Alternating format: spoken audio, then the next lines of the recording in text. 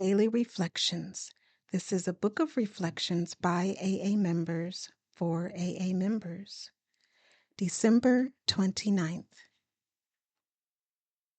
The Joy of Living. Therefore, the joy of good living is the theme of AA's 12th step. 12 Steps and 12 Traditions, page 125. AA is a joyful program. Even so, I occasionally balk at taking the necessary steps to move ahead and find myself resisting the very actions that could bring about the joy I want. I would not resist if those actions did not touch some vulnerable area of my life, an area that needs hope and fulfillment. Repeated exposure to joyfulness has a way of softening the hard outer edges of my ego. Therein lies the power of joyfulness to help all members of AA.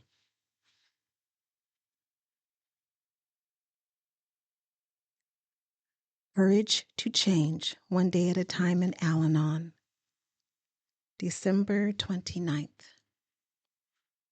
There are times when everything the alcoholic in my life does irritates me. Sometimes he even seems to pour the breakfast cereal wrong. Although it's important for me to learn to recognize and protect myself from unacceptable behavior, that's not always what is going on. When I catch myself watching and criticizing every little detail of his behavior, I can use this as a signal that something is going on with me that I've missed or discounted. Am I afraid of an upcoming review at my job? Did something I heard at the meeting stir up unresolved anger from my past? Am I acting this way because of an old resentment I have chosen not to discuss? Making an Al-Anon phone call can help me sort it out. Today's reminder: it can be almost as hard for me to give up criticizing as it is for the alcoholic to give up drinking.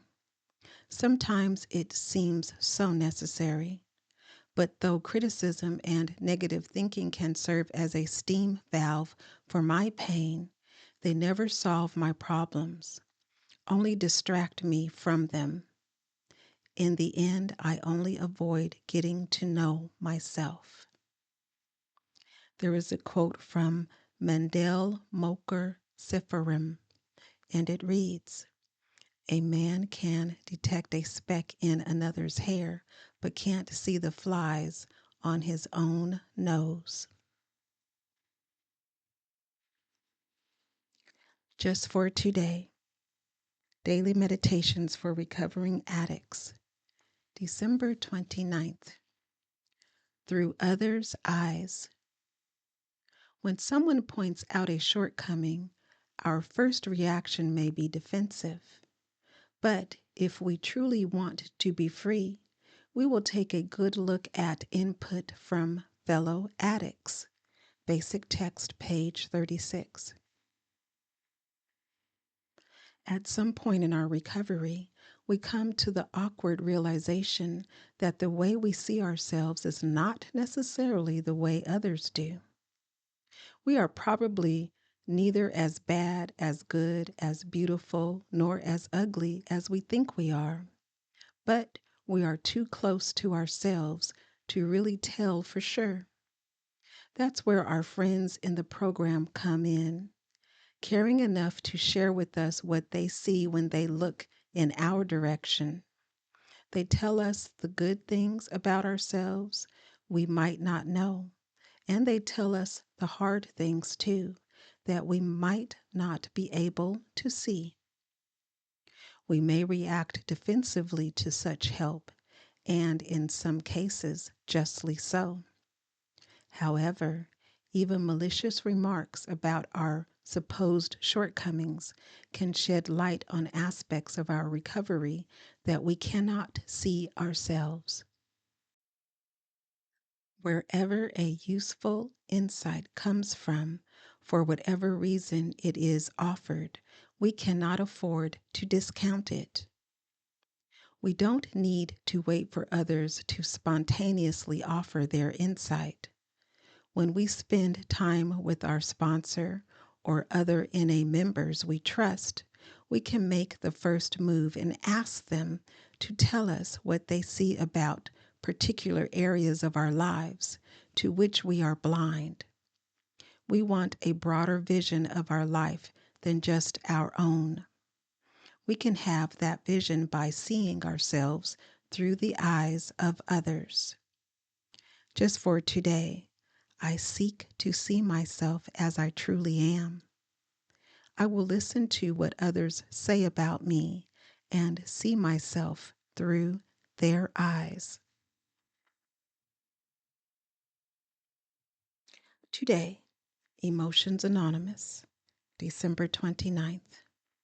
Reflection for today. There are times in our life when we want to give up. Our pain seems to have no end. In a sense, we are like the runner of a 26-mile marathon on the 24th mile. The runner may think it is impossible to finish the race, or maybe lose perspective. Yet, if there is a reflection on previous efforts, the decision will be made, no doubt, to continue the race or at least give it one last try. It does not matter how many people come in before or after. It matters only that there was no giving up. When the runner crosses the finish line, the pain turns quickly into jubilation. Meditation for today. May I have the perseverance to continue my race.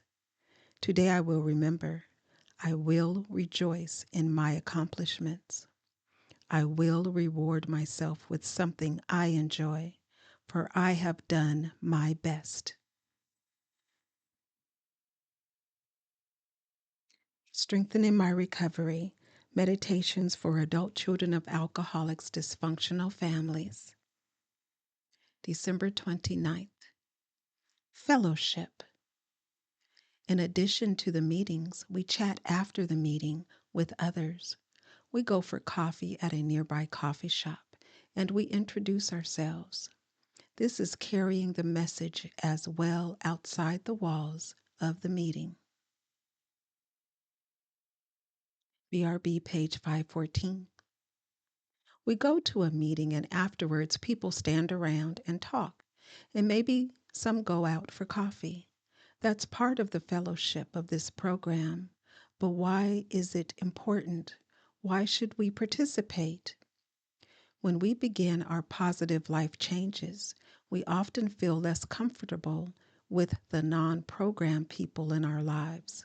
It can become a challenge to have more functional relationships. For most of us, our meetings become another family, one built on trust and shared recovery experiences. But even so, it's often uncomfortable for a lot of us to have conversations with wonderful people we may not know well. Going out for coffee is a great way to practice new behavior and establish relationships, even if it doesn't come easy.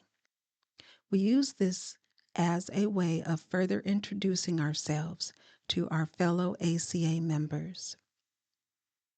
The affirmation reads, "On this day I will practice new behaviors by spending more social time with my new family." Please like, share, subscribe, and remember that you are not alone and that recovery is absolutely possible, one day at a time.